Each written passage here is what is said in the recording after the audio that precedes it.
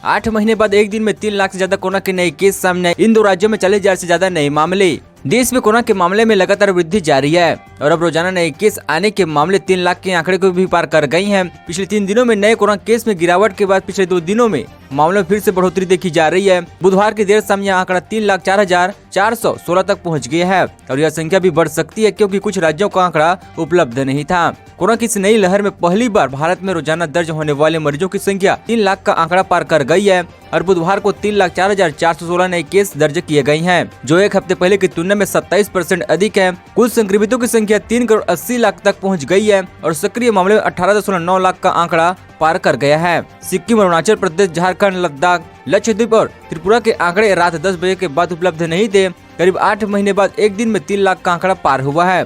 15 मई को 3,11,077 केस दर्ज हुए थे। दिल्ली को अभी नहीं मिलेगी ठंड से राहत। राजधानी समेत उत्तर भारत के कई इलाकों में बारिश के आसार। ठंड से राहत मिलने की बात अगर सोच रहे हैं तो बिल्कुल मत सोचें, क्योंकि आने वाले 23 जनवरी तक ठंड से कोई राहत मिलने की उम्मीद नहीं है। उत्तर भारत में इस समय कड़ाके की ठंड पड़ रही है। मौसम विभाग के अनुसार पंजाब, हरियाणा, दिल्ली समेत पश्चिम उत्तर भारत में आने वाले 2 दिनों तक बारिश के आसार बन रही है। इसके साथ ही न्यूनतम पारा भी 2 से 4 डिग्री तक बढ़ सकता है। हवा ने भी मौसम में ठंड के आसार को कई गुना बढ़ा दिया है। IMD के अनुसार आने वाले दिनों में बादल छाए रहेंगे और ठंड का प्रकोप अब भी जारी रहेगा। IMD के मुताबिक विभक्त के कारण 21 जनवरी से 23 जनवरी तक पंजाब, हरियाणा, दिल्ली, पश्चिम उत्तर प्रदेश और उत्तरी राजस्थान में बारिश होने की संभावना बनी हुई है। मौसम विभाग के मुताबिक 18 जनवरी को होने वाले पश्चिम अब 21 जनवरी के आसपास सक्रिय होगा, जिसकी वजह से शुक्रवार से रविवार तक बारिश की संभावना बढ़ रही है। वहीं हिमाचल प्रदेश, जम्मू कश्मीर और उत्तराखंड में 18 जनवरी के बाद से मौसम बदलेगा।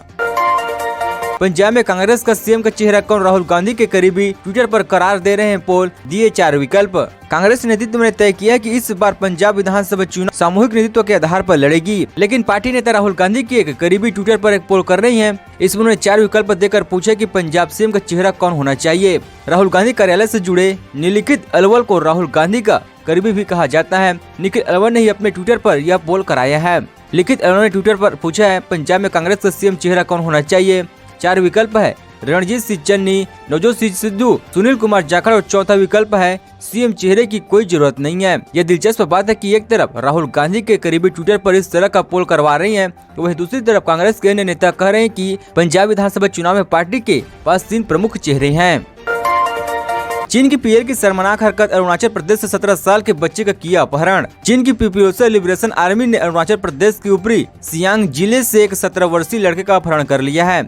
इसकी जानकारी बुधवार को राज्य के सांसद तापिर गाओ ने दी है। गाओ ने कहा कि बच्चे की पहचान मिराम तोरन के रूप में की गई, जिसे पीएन ने मंगलवार को सिंगुला क्षेत्र से लुंगटा जोर इलाके से अगवा किया था। गांव ने लोअर सुनीटी जिले के जिला मुख्यालय 0 से फोन पर समाचार एजेंसी PTI को इसके बारे में जानकारी दी कि दोस्त जॉनी लॉरिंग ने पीएल द्वारा अपहरण के बारे में अधिकारी को सूचना दिया है। सांसद ने कहा कि घटना उस जगह हुई जहां से त्यांगोप नदी अरुणाचल प्रदेश में भारत में प्रवेश करती है। बता दें कि त्यांगपोक अरुणाचल प्रदेश में सुंगंग और असम में ब्रह्मपुत्र कहा जाता है। इससे पहले गांव ने ट्वीट कर कहा था, चीन के पीएल ने जिंदो गांव के 17 साल की मिराम टेरन का अपहरण कर लिया। उन्होंने एक अन्य ट्वीट में कहा, भारत सरकार की सभी एजेंसियों ने उनकी जल्द रिहाई के लिए अनुरोध किए गए हैं। तीसरे और चौथे चरण के लिए बीजेपी आज जारी कर सकती है लिस्ट। उत्तर प्रदेश चुनाव के लिए भारतीय जनता पार्टी आज तीसरे और चौथे चरण के मतदान के लिए अपने प्रत्याशियों की लिस्ट जारी कर सकती है। दिल्ली में पार्टी के राज्य और केंद्रीय नीतियों के बीच कई दलों की बैठक, 118 नामों में से ज्यादातर नामों पर चर्चा हुई है और कई नामों पर सहमति भी बन गई है। लिहाजा आज पार्टी अपनी लिस्ट जारी कर सकती है। मीडिया रिपोर्ट के मुताबिक बीजेपी की लिस्ट में हाल ही में IPS की नौकरी छोड़कर आए असीम अरुण और ACP संरक्षक मुलायम सिंह यादव के संबंधी हरिओम यादव का भी नाम शामिल है। असल में पार्टी ने भी आधिकारिक तौर पर उम्मीदवारों की घोषणा नहीं की है, लेकिन तीसरे चरण के लिए 59 उम्मीदवारों में से 31 की सूची इंटरनेट मीडिया पर वायरल हुए हैं, जिनमें कन्नौज की आरक्षित सीट पर हाल ही में सेनावृत्ति लेने वाले IPS अधिकारी असीम अरुण और हाल ही में बीजेपी में शामिल हुए त्रिसंगा विधायक और मुलायम सिंह यादव के रिश्तेदार हरिओम यादव का भी नाम बताए जा रहे हैं। हालांकि बीजेपी ने इस लिस्ट की पुष्टि नहीं की है। ये लिस्ट सोशल मीडिया में वायरल हो रही है। महाराष्ट्र नगर पंचायत चुनाव के नतीजे में बीजेपी सबसे बड़ी पार्टी बनकर उभरी। 344 सीट कर NCP रही दूसरी नंबर पर।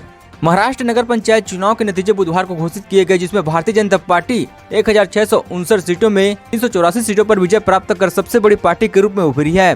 इससे पहले बुधवार को प्रदेश भाजपा अध्यक्ष चंद्रकांत पाटिल ने दावा किया था कि उनकी पार्टी राज्य में सबसे बड़ी राजनीतिक ताकत के रूप में उभरी है और 24 नगर पंचायत का नेतृत्व कर सकती है। राज्य निर्वाचन आयोग ने बुधवार शाम को नतीजे की घोषणा की, जिसमें बीजेपी को 384 और राकांपा को 344 सीटों पर जीत मिली है।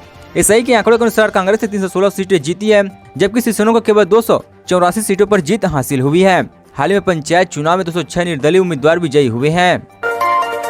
उत्तराखंड में 100 के पार पहुंचे ओमिक्रॉन के मामले, एक ही दिन में मिले 25 नए केस। उत्तराखंड में कोरोना के मामले लगातार बढ़ते जा रहे हैं। वहीं राज्य में कोरोना के नए वेरिएंट ओमिक्रॉन के मामले भी फायर हो रही है। राज्य में एक ही दिन में ओमिक्रॉन के नए वेरिएंट से संक्रमित 25 नए मरीज सामने आई हैं। इसके बाद राज्य में इस वेरिएंट से संक्रमित मरीजों की कुल संख्या बढ़कर 118 हो गई है। स्वास्थ्य विभाग का कहना है कि ओमिक्रॉन से संक्रमित सभी मरीजों की स्थिति सामान्य है, जबकि राज्य में एक ही दिन में 4000 से ज्यादा कोरोना के मामले दर्ज किए गए हैं। वहीं राजधानी देहरादून में कोरोना का सबसे ज्यादा कहर देखने को मिल रही है। राज्य में ओमिक्रॉन के बढ़ते मामले ने स्वास्थ्य विभाग की चिंताएं बढ़ा दी है। वहीं राज्य के स्वास्थ्य महानिदेशक डॉक्टर त्रिमूल बहुगुणा ने बुधवार को बताया कि बुधवार को टून मेडिकल कॉलेज की लैब के रिपोर्ट के मुताबिक जांचे गए 25 नमूनों में ओमिक्रॉन वेरिएंट पाया गया। राज्य में ओमिक्रॉन के नए मामले सामने आने के बाद राज्य में ओमिक्रॉन से संक्रमितों की संख्या बढ़कर 118 हो गई है। राहत की बात यह है कि ओमिक्रॉन संक्रमित कोई भी मरीज गंभीर नहीं है और ओमिक्रॉन से घबराने की जरूरत भी नहीं है, बल्कि सावधान रहने की जरूरत है। उन्होंने कहा कि नए वेरिएंट ओमिक्रॉन से संक्रमित होने वाले ज्यादातर लोगों को अस्पताल की जरूरत नहीं है।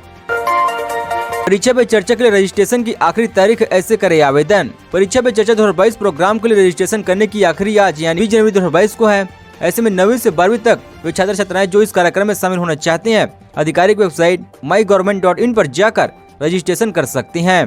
स्टूडेंट के साथ साथ पेरेंट्स और टीचर्स को भी परीक्षा पे चर्चा कार्यक्रम का हिस्सा बन सकते हैं। इस कार्यक्रम में पीएम मोदी छात्र छात्राओं के साथ बोर्ड परीक्षाओं में होने वाले तनाव को कम करने के लिए उन्हें टिप्स देते हैं।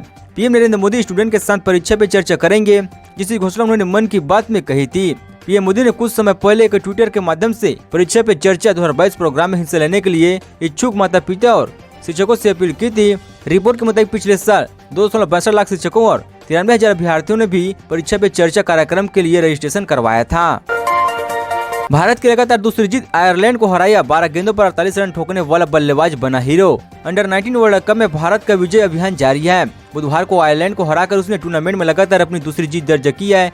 इस जीत के साथ क्वार्टर फाइनल में उसका पहुंचना भी लगभग पक्का हो गया है। इससे पहले भारत ने टूर्नामेंट में अपना पहला मैच साउथ अफ्रीका के खिलाफ खेला था, जिसे उसने 45 रन से जीता था। आयरलैंड के खिलाफ भारत अपने रेगुलर कप्तान और इनफॉर्म बल्लेबाज यसु धुल के बगैर ही खेल रहा था। इसके बावजूद भी उन्होंने जीत का दामन नहीं छोड़ा। दूसरे मैच में यश धुल की जगह भारत की कप्तानी निशांत सिंधु ने की है। भारत ने पहले मुकाबले पहले बैटिंग की और 50 ओवर में 5 विकेट पर 307 रन बनाए। जवाब में 308 रन के लक्ष्य का पीछा करने उतरी आयरलैंड की टीम सिर्फ 133 रन पर ही ढेर हो गए और 174 रन के मुकाबले हार गए। आयरलैंड को 133 रन पर समेटने में भारतीय गेंदबाज की भूमिका अहम रही। भारत ने मुकाबले में 8 गेंदबाज आजमाए गए, जिसमें से 6 विकेट लेने में कामयाब रहे।